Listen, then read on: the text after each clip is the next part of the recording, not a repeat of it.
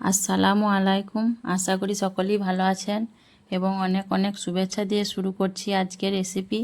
আজকের রেসিপি হলো ডিমের কারি। খুব সহজ একটি রান্না, হালকা পাতলা, খেতেও খুব ভালো। আর সকলকে ভিডিওটি প্রথম থেকে শেষ অবধি দেখার জন্য অনুরোধ রইল। এখন রান্নাটা দেখে নেওয়া যাক। ডিম কারির জন্য আমার লাগছে, এখানে আমি 6টা ডিম সেদ্ধ করে নিয়েছি আগে থেকে। আর ডিমগুলো একটু কাঁটা চামচ দিয়ে ফুটো ফুটো করে নিচ্ছি।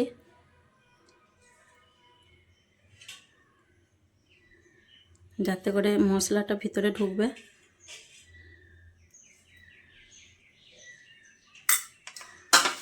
আর এখানে আছে হলুদ গুঁড়ো, লঙ্কা গুঁড়ো, ধনে গুঁড়ো, জিরে গুঁড়ো 1 চামচ করে। আর এখানে 2টো বড় সাইজের পেঁয়াজ কুচি করে নিয়েছি। আর এখানে একটা বড় সাইজের টমেটো আর পরিমাণ মতো আদা রসুন পেস্ট করে নিয়েছি। আর এখানে একটা তেজপাতা, একটা এলাচ আর 1 টুকরো দারচিনি নিয়েছি তেলে দেওয়ার জন্য। তো এগুলো দিয়ে আমি আজ ডিমের কারি বানাবো। তো চলুন রান্নাটা দেখে নেওয়া যাক। কড়াইয়ে সরষের তেল দিয়ে দিচ্ছি। তেলটা একটু ছড়িয়ে দিচ্ছি চারিদিকে।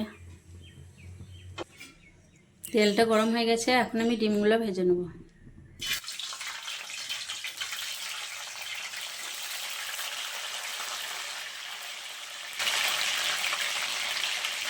নুন দিয়ে দিলাম।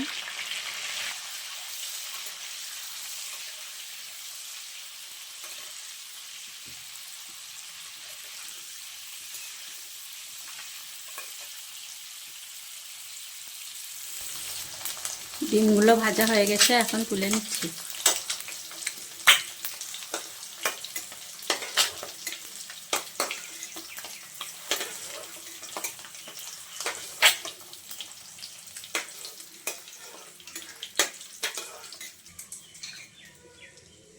ওই তেলেতেই দিয়ে দিচ্ছি তেজপাতা একটা, 1 টুকরো এলাচ আর 1 টুকরো দারচিনি। একটু নেড়ে চেড়ে পেঁয়াজ কুচিটা দিয়ে দিচ্ছি।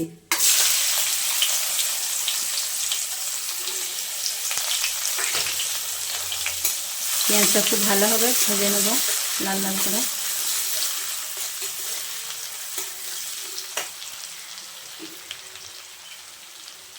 পেঁয়াজ ভাজার সময় 1/2 চামচ মতো নুন দিয়ে দিচ্ছি। পেঁয়াজটা খুব ভালোভাবে আমি লাল লাল করে ভেজে নেব। পেঁয়াজটা লাল করে ভাজা হয়ে গেছে, এখন টমেটো পেস্টটা দিয়ে দিচ্ছি।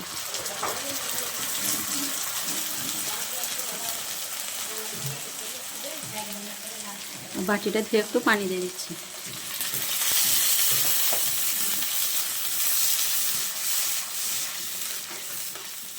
টমেটোটা খুব ভালোভাবে কষিয়ে নেব। টমেটো আর আদা রসুনের পেস্টটা ভালোভাবে কষিয়ে নিয়েছি। এখন মশলাগুলো দিয়ে দেবো। ধনে, লঙ্কা, জিরে, হলুদ সব দিয়ে দিচ্ছি। আর মশলাটা খুব ভালোভাবে কষিয়ে নেব তেল ছাড়া অবধি। যতক্ষণ না তেল ছেড়ে বেরিয়ে আসছে ততক্ষণ কষিয়ে নেব। আর দিয়ে দিচ্ছি সামান্য চিনি, মশলাটা টেস্টটা ব্যালেন্স হওয়ার জন্য।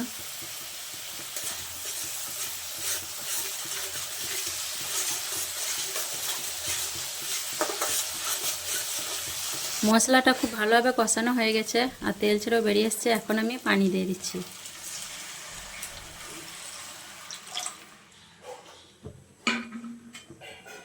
একটু নাড়াচাড়া করে নেব।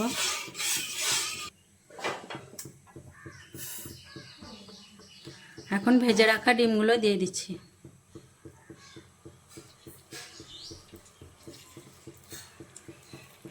যেহেতু ডিমে পানি টানবে তার জন্য পানিটা একটু বেশি দিলাম।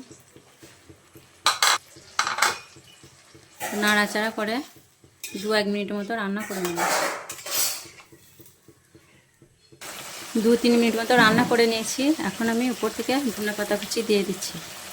আর রান্না থেকে খুব সুন্দর একটা ফ্লেভারের গন্ধ এসছে আর টেস্টটাও ভালো এসছে। আর ধনেপাতা দেওয়ার পর আরও টেস্টটা ভালো হবে।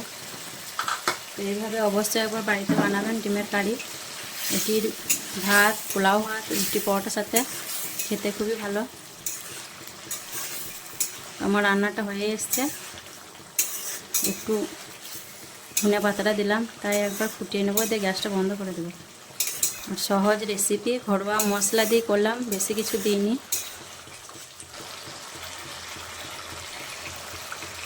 নুন ঝাল ঠিকই হয়েছে।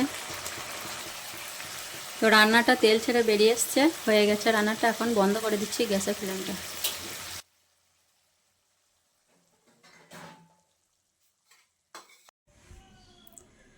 তো আমার রেডি হয়ে গেল ডিমের কারি।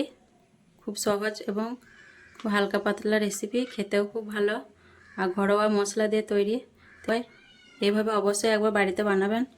আর আমার ভিডিওগুলো যদি ভালো লাগে আমার চ্যানেলটিকে সাবস্ক্রাইব করে আমার পাশে থাকবেন আর লাইক কমেন্ট করবেন। আসবো আবার পরের ভিডিওয়। আল্লাহ হাফিজ।